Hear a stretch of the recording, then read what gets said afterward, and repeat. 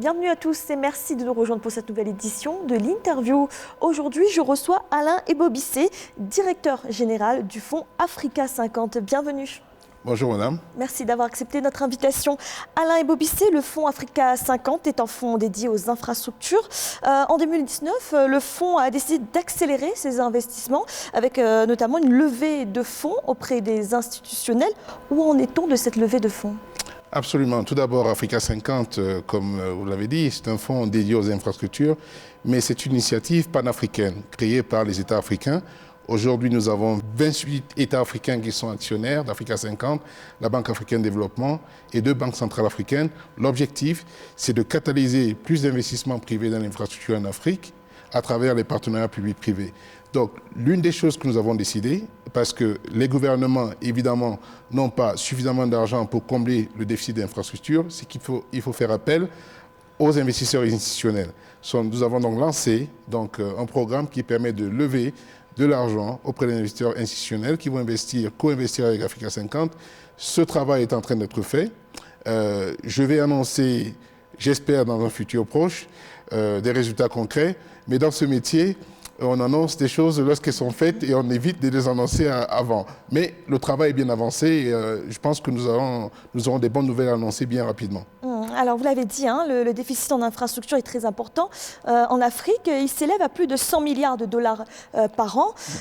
Quels sont les différents leviers qui peuvent être sollicités pour mobiliser les capitaux justement pour financer ces infrastructures ? Alors, c'est très vrai. Le déficit d'infrastructure en Afrique est énorme et donc les études de la Banque africaine de développement ont chiffré au gap de financement pour combler le déficit d'infrastructure entre 68 et 100 milliards de dollars annuels qu'il faut investir. Mais la bonne nouvelle, c'est qu'on sait qu'il y a aujourd'hui énormément d'appétit d'investisseurs africains et internationaux pour investir dans l'infrastructure africaine. À nous maintenant de créer des projets bancables qui pourront recevoir ces fonds-là. Aujourd'hui, l'Afrique ne reçoit pas suffisamment d'investissements privés dans les infrastructures. La majeure partie des investissements dans les infrastructures aujourd'hui en Afrique est encore faite par les gouvernements, alors qu'on doit faire un shift pour aller plus vers l'investissement privé. En moyenne, l'Afrique reçoit à peu près 6 milliards de dollars. Au cours des 5 dernières années, l'Afrique a reçu 6 milliards de dollars d'investissements en infrastructures par le secteur privé. Si vous comparez ce chiffre à ce qu'a reçu l'Amérique latine, par exemple, une autre région émergente, qui est de l'ordre de 35 milliards de dollars, donc il y a un vrai gap, et moi je pense que nous pouvons combler ce gap, passer de 6 milliards de dollars annuels d'investissement en infrastructure par le secteur privé à 20 milliards de dollars, voire arriver au chiffre de l'Amérique latine dans un futur proche. Et c'est à cela que s'attelle Africa 50.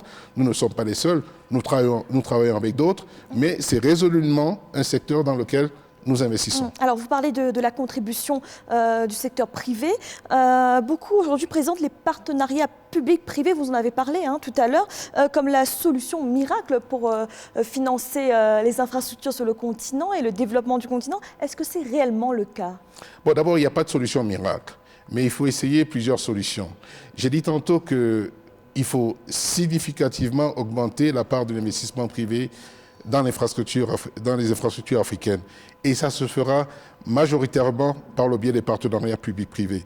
Les gouvernements continueront à avoir un rôle important à jouer dans ce secteur en créant des cadres réglementaires qui seront attractifs pour l'investissement privé.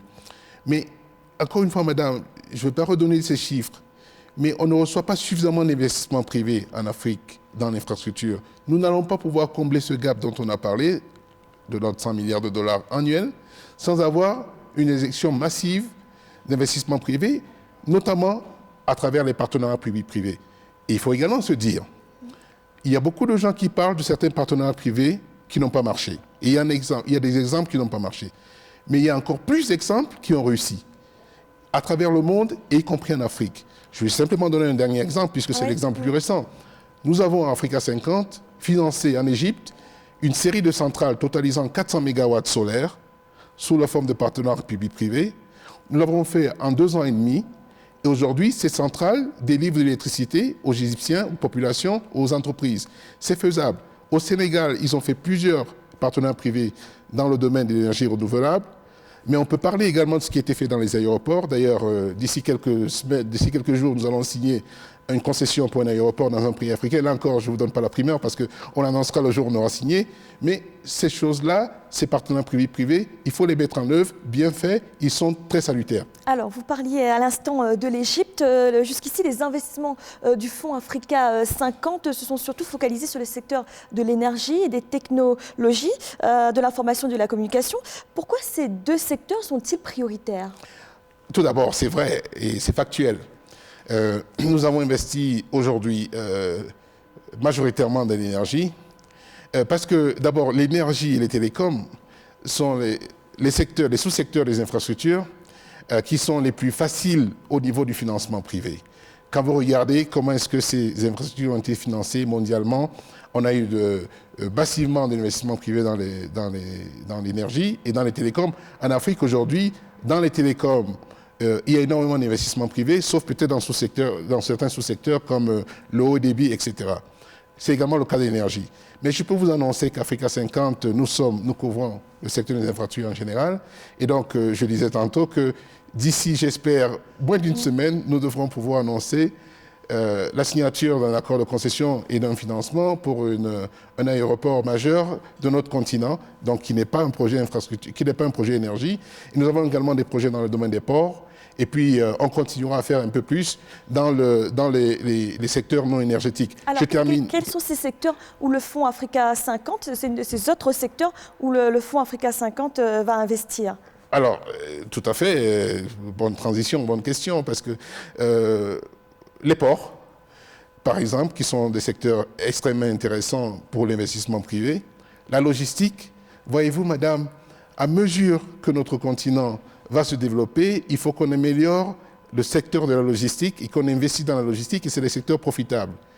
Alors, nous avons un projet emblématique que les chefs d'État, le président Denis Sassou Nguesso, que j'ai rencontré hier, et le président Tshisekedi nous ont confié, le pont qui va relier Kinshasa à Brazzaville.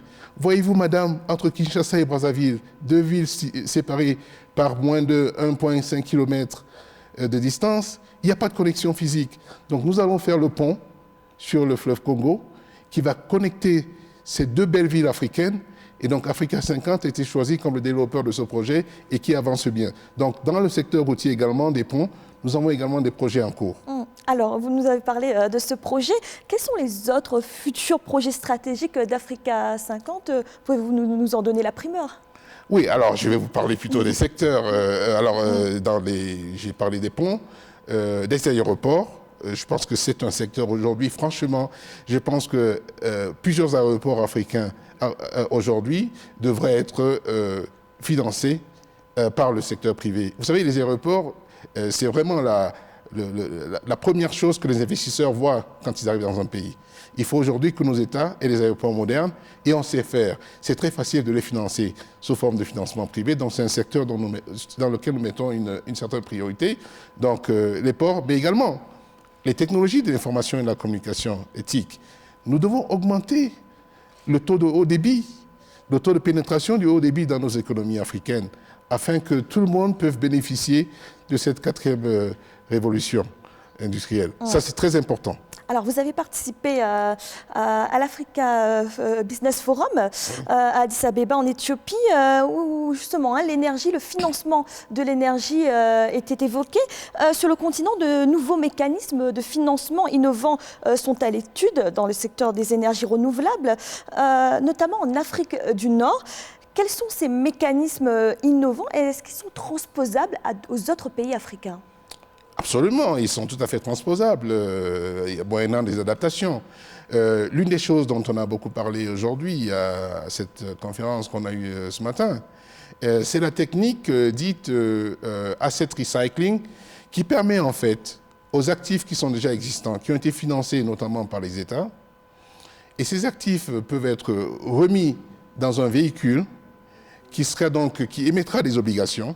Donc aujourd'hui, on avait la présence de PIMCO, qui est l'un des plus gros gestionnaires de fonds mondiaux, qui pourra donc acheter ces obligations.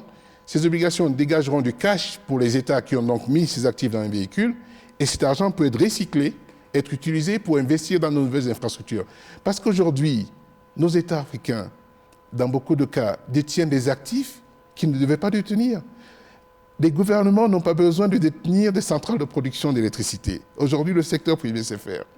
Si un gouvernement a ces beaux actifs, il pourrait donc les mobiliser du capital à travers donc, le recyclage de ces actifs pour obtenir de l'argent frais pour investir dans de nouvelles choses. Voilà une technique de financement qui aujourd'hui on peut mettre en œuvre un peu partout. Alain Ebossissé, vous êtes le directeur général du Fonds Africa 50. Merci d'avoir répondu à nos questions. Merci madame. Et merci à vous de nous avoir suivis. N'oubliez pas, vous pouvez retrouver cette émission et tous nos autres programmes sur www.africa24tv.com et à bientôt pour un nouveau rendez-vous de l'interview.